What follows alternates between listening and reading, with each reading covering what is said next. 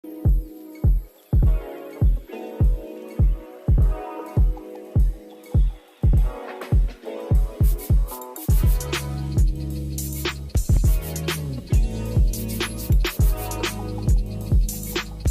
up guys, welcome to my channel. I'm Alicia if you're new, and if you're not, then welcome back. Today's video is on this cute, super cute hair, if you haven't already seen from the intro, but it is a start to finish. So we're getting into everything that I did to get my wig like this, except for the layers I did off camera, because layers are just so much. I've done so many videos on layers, but if you know, you know. But this is one of my favorite wigs. I've done a install and I've reviewed this wig before. So if you want to see the start to finish process, make sure to watch this video. And also, if you want to know my honest review and like what I think about the hair and my final thoughts, make sure to watch the video all the way to the end, where I will be giving my opinion on the hair. So yes, if you're not already following me on social media, go follow me on my socials, because I do post like many little tutorials over there, as well as, you know, photos. Make sure to hit that subscribe button if you're not already subscribed, and let's get into the video. Alright guys, so we have this wig from Megalook hair. This is a 26-inch frontal. This is everything that came in the bag, all the goodies, and this is the wig. It's a highlighted balayage wig. The knots are super small. I love Megalook. They always have a really good like wig construction. It comes with the elastic band. I always cut this part out because it's not adjustable. It's just kind of there. And the frontal space is pretty good. So this video is start to finish. So we're getting into the bleaching process. I have been struggling with my bleaching process. I don't know what's been going on lately, or if it's just the wigs coming with the super small knots. Let me know if y'all have had this problem. But a lot of the wigs have been over processing. So I've recently downgraded to using 30 volume developer, and it has been helping. But because the wig's knots are so small, you really have to be careful about how long you're leaving your bleach on there for. So I'm just very cautious on this part, since I have been having issues. The knots on this wig are really small, so you don't have to leave the bleach on there that long. So I did go ahead with my 30 volume developer, and I tried to leave my bleach mixture a little bit thicker than I normally do, which is why I like rolled up in a ball a little bit, but it just needed a little bit of pressure on it. I flipped my wig inside out. This makes it 10 times easier to put the bleach on, and then I flip it back to the other side once I'm done. And I'm putting a pretty thick layer of bleach on here to make sure that everything is coated, all the knots are coated. I feel like when your bleach mixture is thicker versus looser, it takes longer to bleach. But I put this all over the frontal, and I let it sit on here for probably 15 minutes, 10 to 15 minutes, and I was checking it religiously. I did not want to have to start over. So this is what it looks like. I press it through the lace a little bit. It's covering up the knots, and then I rinse it out. So to the sink we go. We're rinsing everything out. This is just regular warm water, and I brush my wigs all throughout this process. This brush is like a key. You really need it. It's so good, and it detangles the hair really easy. You don't have to worry about too much.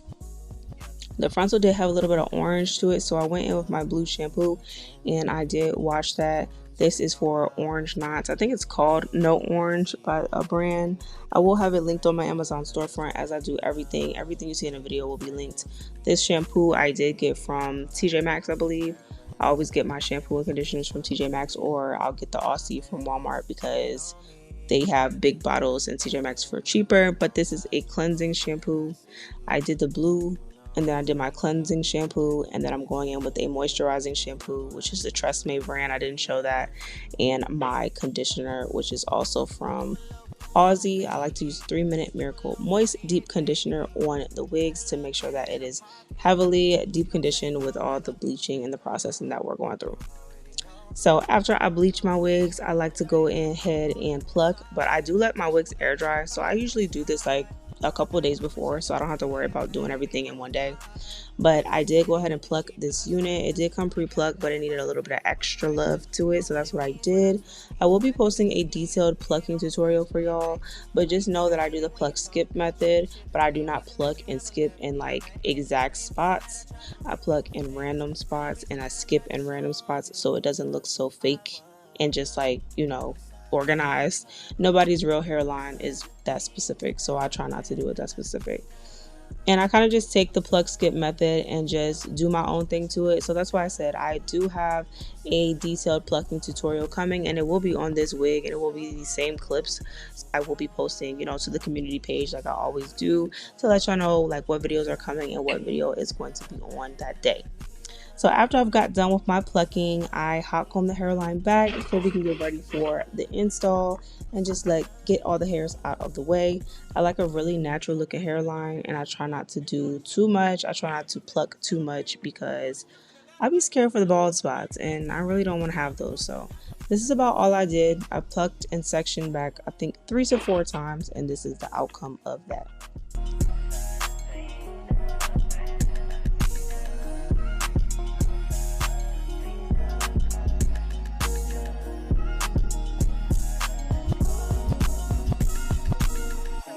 So now that I'm done with my plucking, I did go in and just install the wig. Nothing is different about my installation process. Everything is the same, but I did use the It's Sticky Lace Glue. This is my favorite glue to use. And I did like 4 or 5 layers because I planned on keeping this wig on all throughout the weekend.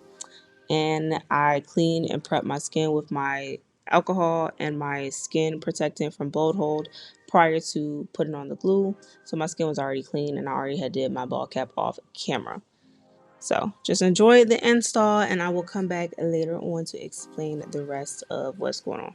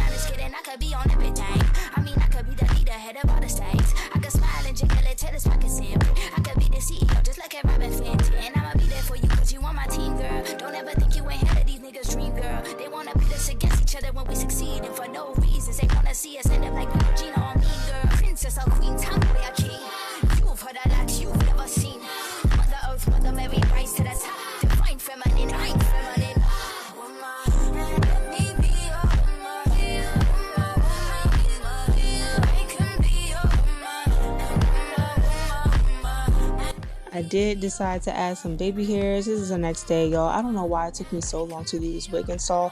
I was so sidetracked with everything, and I'm terrible at multitasking, but it took me like 3 days. So I have on 3 different outfits in this whole video. Just, hang in there with me, bear with me, and enjoy the process, trust the process, but we will be getting to an end result soon. So I went ahead and did everything the day before, and then I'm coming back in and I'm doing my edges and putting makeup on the lace. I didn't have any makeup on the lace prior to this part.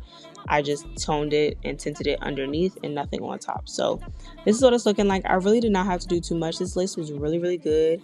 I've had this wig before, and to say that it's different, I wouldn't really say that. There are some parts about the wig that I feel like are different from the beginning, but overall the lace still melts really good. I love Megalook hair. Every time I get a wig from them, I have been satisfied. Maybe once or twice I haven't been, but for the most part I don't have that many problems with them. The lace is good and it melts it into my skin really good, and this is not HD lace.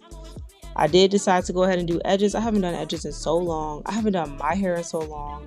I just feel like I have been off lately with doing wigs. I don't know. I think like just from not doing them a lot, it makes me feel like not as confident about my wig installs. So it took me so long to get my edges done, but I did curl them under and go in, and I've been using mousse and hairspray together, like interchangeably.